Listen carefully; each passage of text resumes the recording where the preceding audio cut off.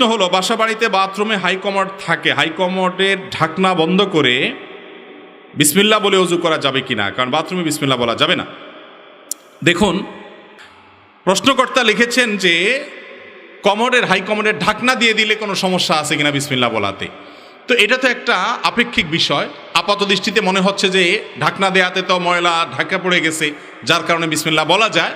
কিন্তু ঢাকনা দেওয়ার পরও সেটা টয়লেটের জায়গা, টয়লেট ঢাকনা দিলে যে সে টয়লেট না তা তো আর হয় না। একটা উত্তম পদ্ধতি হলো, অনেক ওলামা ইকরাম পরামর্শ দিয়েছেন যে অনেকের বড় টয়লেট থাকলে বিশেষ করে সুযোগ থাকে, কমোডের যে কমোড বা প্যান যেটা থাকে এটার সাথে আপনার ট্যাপের মাঝখানে আড়াল দেওয়া।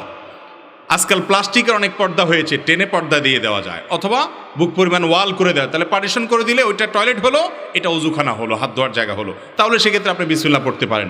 আর এত যদি অসুবিধা হয় তাহলে বাইরে ওযু করেন, অথবা বিসমিল্লাহটা বাইরে করেন। আর ভিতরেও যদি করতে চান ওযু হবে, কিন্তু বিসমিল্লাহটা মনে মনে করবেন।